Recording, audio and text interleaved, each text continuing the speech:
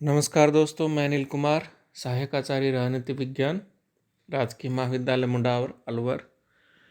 आज के इस वीडियो के माध्यम से हम बीए फाइनल ईयर के पॉलिटिकल साइंस के टॉपिक थॉमस हॉब्स के बारे में पढ़ेंगे। पूर्व के वीडियो में हम थॉमस हॉब्स का सामान्य परिचय देख चुके हैं, उनके संप्रभुता संबंधी विचार देख चुके हैं और व्यक्तिवाद संबंधी विचार देख चुके हैं, प्राकृतिक अवस्था संबंधी विचार देख चुके हैं। अब आज के इस वीडियो के माध्यम से हम उनके मानव स्वभाव संबंधी विचार क्या हैं उसके ऊपर चर्चा करेंगे। थॉमस हॉब्स एक महान राजनीतिक विचारक हैं जो कि ब्रिटेन के हैं और लेवियथन उनकी प्रसिद्ध पुस्तक है। 1588 में उनका जन्म हुआ था आर्मेडा के युद्ध के समय, तो इसलिए उन्होंने उनके बारे में एक कथन प्रचलित है कि हॉब्स के साथ साथ दो चीज़ें जन्म लेती हैं, एक तो स्वयं हॉब्स और दूसरा भय, क्योंकि उस समय युद्ध का वातावरण था, हिंसा और रक्तपात हो रहा था चारों तरफ, तो भयपूर्ण माहौल था, डर का माहौल था। तो चलिए आज उनके मानव स्वभाव संबंधी जो विचार हैं उनके बारे में चर्चा करते हैं। तो दोस्तों, चूंकि हॉब्स का जन्म ही ऐसी परिस्थितियों में हुआ था जब चारों तरफ भय था, डर का, खौफ का माहौल था, तो उनकी जो सोच थी मानव के बारे में वो भी अच्छी नहीं है। और वो मानते हैं कि जो मानव है, मनुष्य है, वो ताकत से संचालित होता है। और उनका एक प्रसिद्ध कथन है कि जिन शब्दों के पीछे तलवार नहीं होती वो मात्र अनुबंध की तरह होते हैं।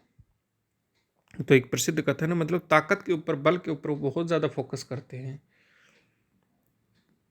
मनुष्य के स्वभाव के बारे में वो कहते हैं कि मनुष्य स्वभाव से ही स्वार्थी होता है, झगड़ालू होता है, नीच, दुष्ट और विवेकहीन होता है तथा आत्मकेंद्रित होता है।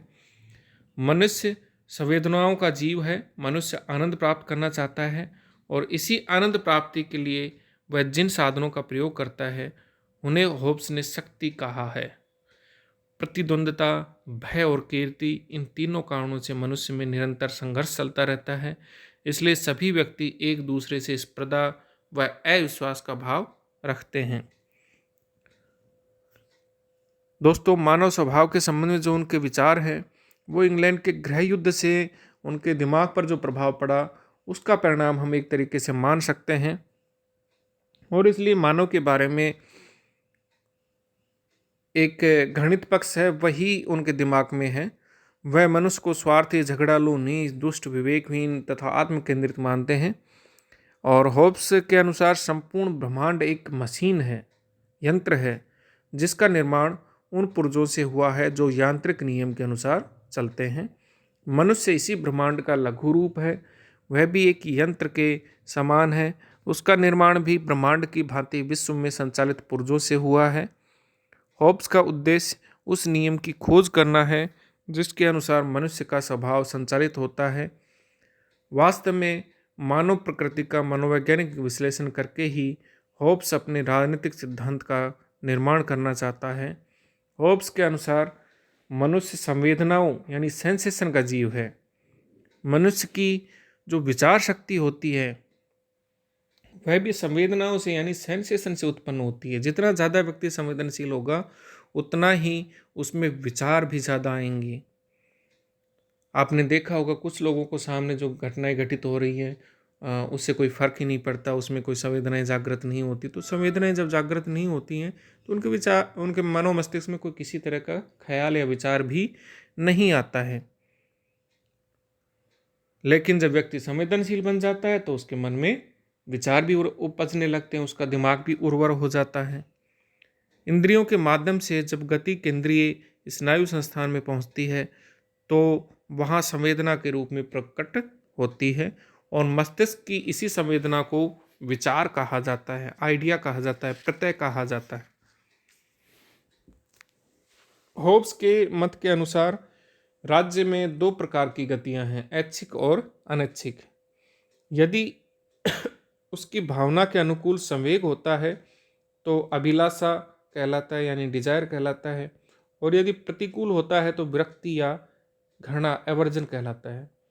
इस प्रकार उसने भौतिक शास्त्र के आधार पर यह परिणाम निकाला कि अभिष्ट पदार्थों की प्राप्ति के लिए उनकी ओर गति करना या प्रवृत्त होना अभिलाषा और अनभिष्ट पदार्थों से हटने की ओर गति करना विरक्ति या घृणा है। अतः होब्स के अनुसार मनुष्य में वस्तुओं के प्रति आकर्षण और विकर्षण पाया जाता है। वस्तुओं का आकर्षण उसमें इच्छा को जन्म देता है, किसी चीज के प्रति विकर्षण उसमें घृणा पैदा करता है। अतः मनुष्य के लिए किसी वस्तु का अच्छा या बुरा होना उसकी भावना है। मनुष्य की सुख दुख, आशा निराशा, भय, साहस, क्रोध आदि की सभी मनोभावनाएं और वासनाएं अभिलाषा और विरक्ति के कारण होने वाली प्रवृत्ति और निवृत्ति का परिचायक हैं। होब्स के अनुसार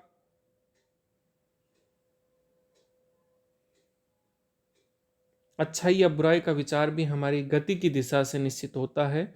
जिन वस्तुओं से वह आकर्षित होता है उन्हें अच्छी कहता है और जिन्हें वह नापसंद करता है उन्हें बुरी कहता है। अच्छाई या बुराई वस्तुओं में नहीं बल्कि मानव भावना में है।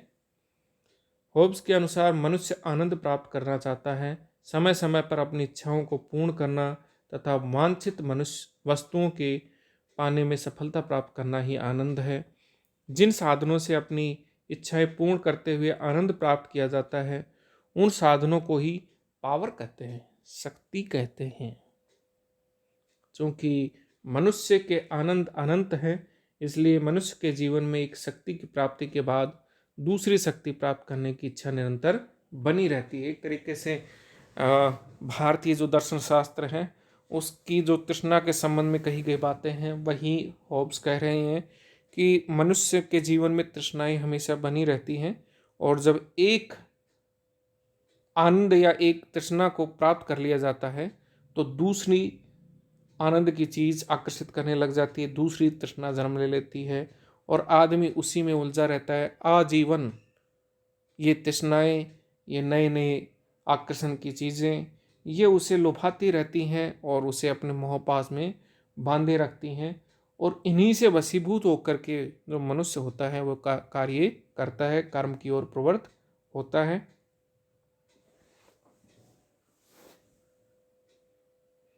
होब्स का कहना है कि मानव के सारे कार्य स्वार्थ भावना से प्रेरित होते हैं। जो भी वह काम करता है वो स्वार्थ की वजह से करता है।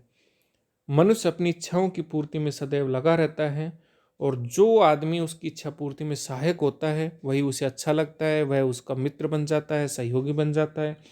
और जो कोई उसकी इच्छा पूर्ति में बाधक बनता है वह उसे विरोधी घोषित कर देता है, अपना शत्रु मान लेता है।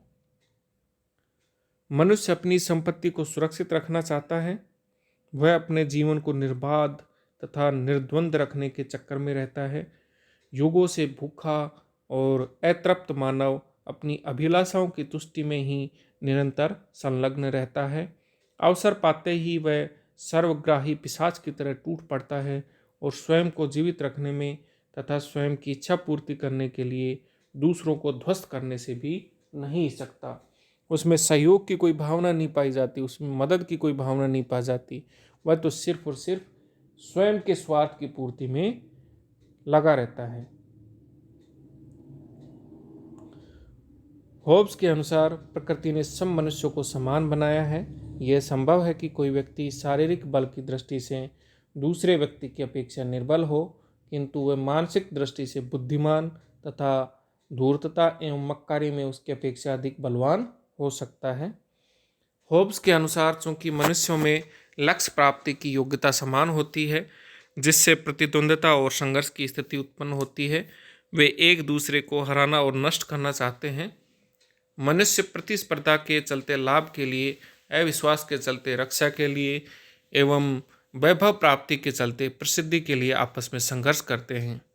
संक्षेप में 3 कारणों से मनुष्यों में निरंतर संघर्ष चलता रहता है: प्रतिद्वंद्विता, भय और कीर्ति पाने तथा उसे बढ़ाने की लालसा। प्रतिद्वंद्विता, भय और कीर्ति प्राप्त करने की आकांक्षा सतत संघर्ष उत्पन्न करती है। जब 2 व्यक्ति एक ही वस्तु को पाने के लिए प्रयास करते हैं तो उनमें प्रतिद्वंद्विता शुरू हो जाती है। जब एक व्यक्ति इस आकांक्षा में व्यथित रहता है कि दूसरे की शक्ति उससे अधिक न बढ़ जाए तो वह भयाक्रांत होता है। मनुष्य में यह इच्छा भी स्वाभाविक है कि अन्य व्यक्ति उसकी प्रशंसा करें, उसे अपने से बड़ा तथा ऊंचा समझें। अतः सब व्यक्तियों के एक दूसरे के साथ संबंध स्पर्धा, अविश्वास और कीर्ति की कामना से निर्धारित होते हैं। यद्यपि मनुष्य शांति चाहता है, किंतु उसे सदैव दूसरों से भय लगा रहता है। वह अपनी संपत्ति और अधिकार बढ़ाना चाहता है, अतः अपने साथियों के साथ शाश्वत संघर्ष में संलग्न रहता है। प्रत्येक व्यक्ति की ये कामना रहती है, इच्छा रहती है कि दूसरे जो लोग हैं वो उसे सम्मान दे, उसे बड़ा माने, उसे ऊंचा माने और उसका आदर करें। और हर व्यक्ति जब ऐसा सोचता है तो सभी लोगों में स्पर्धा, प्रतिद्वंद्विता का भाव विकसित हो जाता है और मनुष्य जो है इस प्रतिस्पर्धा के माहौल में, स्पर्धा के माहौल में दूसरे व्यक्ति को यदि वह अपने सामर्थ्य और ताकत में कुछ ज़्यादा है तो उसको नीचा दिखाने के लिए उसको खत्म करने के लिए हर संभव प्रयत्न करता है, ताकि उसकी प्रसिद्धि, उसकी ख्याति उसे नीचे रहे। वह अपने अहम की तुष्टि में लगा रहता है, अपने स्वार्थ की पूर्ति में लगा रहता है। कहीं कोई उसमें मानवीय गुण नहीं होता, कहीं कोई उसमें सहयोग और मदद की भावना नहीं होती। कोई भी मनुष्य जो है वह निस्वार्थ भाव से कोई कार्य नहीं करता है। ये होब्स के विचार हैं दोस्तों, और इसमें कठोर यथार्थवाद देखने को मिलता है। मैकियावली के जो विचारों में है मानव के संबंध में धारणा, वही होब्स के विचारों में देखने को मिलती है। और ये कठोर यथार्थवादी हैं जो मनुष्य को दुष्ट और स्वार्थी कहते हैं। लेकिन अगर हम निष्पक्ष रूप से इस तरह के विचारों पर चर्चा करें तो पाएंगे कि ये विचार व्यवहारिक नहीं है, प्रासंगिक नहीं है। एक पिता का अपने पुत्र के प्रति या एक पुत्र का अपने माँ बाप के प्रति जो प्यार होता है, प्रेम होता है, स्नेह की भावना होती है अपने भाई बहनों के प्रति या अपने रिश्तेदारों के प्रति, स्वजनों के प्रति, तो वो स्वार्थ से प्रेरित नहीं होती। उसमें कहीं ना कहीं प्रेम और स्नेह जैसे जो मानवीय सद्गुण हैं वो होते हैं। हम किसी भी पीड़ित व्यक्ति को देख करके खुश नहीं होते, हमारे अंदर दुख का भाव जागृत होता है। हम उस व्यक्ति की मदद करना चाहते हैं जो पीड़ित है, जो दुख भोग रहा है। हम किसी को मरे हुए को देख करके अट्टास नहीं करते हैं, हमारे अंदर दर्द उठता है कि इसको ऐसा नहीं होना चाहिए था, इस अवस्था में नहीं पहुंचना चाहिए था, भले ही वो कितना ही वृद्ध क्यों ना हो। हमारी संवेदनाएं जागृत हो जाती हैं और हमें झकझोरती हैं। और यही मानवीय मूल्य हैं, और ये मानवीय मूल्य कहीं ना कहीं किसी न किसी रूप में व्यक्ति में होते ही हैं। मात्रात्मक दृष्टि से कुछ अंतर हो सकता है, किसी व्यक्ति में मानवीय गुण ज़्यादा हो, किसी में कम हो, लेकिन होते अवश्य हैं। ये नहीं कह सकते हैं कि मनुष्य में मानवीय गुण पाए ही नहीं जाते या मनुष्य में इस तरह की प्रवृत्ति नहीं पाई जाती। कठोर यथार्थवाद के धरातल पर मनुष्य को खड़ा करना सही नहीं है, उचित नहीं है। अतः जो होब्स के विचार हैं वो एक पक्षीय हैं, एकांगी हैं, और इनमें मनुष्य के सभी पक्षों का उल्लेख नहीं किया गया है। ये इतना ज़रूर कह सकते हैं कि कुछ ना कुछ मात्रा में व्यक्ति में स्वार्थ भी होता है, लेकिन होब्स ने तो सिर्फ और सिर्फ व्यक्ति के स्वार्थ की ही बात की है। उसके द्वारा परमार्थ संबंधी जो कार्य किए जाते हैं उसके ऊपर उन्होंने कोई चर्चा नहीं की है। तो इन विचारों के माध्यम से हम उसकी प्राकृतिक अवस्था के बारे में जानकारी प्राप्त कर सकते हैं कि होब्स प्राकृतिक अवस्था में कैसे मनुष्य का वर्णन करता है। वो कहता है कि प्राकृतिक अवस्था मत्स्य न्याय वाली स्थिति थी, जहाँ चारों तरफ अराजकतापूर्ण माहौल था, खून खराबा था, हिंसा और रक्तपात थी। जैसे मत्स्य न्याय में यह होता है कि बड़ी मछली छोटी मछली को समुद्र में खा जाती है, वैसे ही समाज में भी ऐसी व्यवस्था थी कि जो ताकतवर थे, बलशाली लोग थे, वो कमज़ोर या शक्तिहीन लोगों का शोषण करते थे, उन पर अत्याचार करते थे।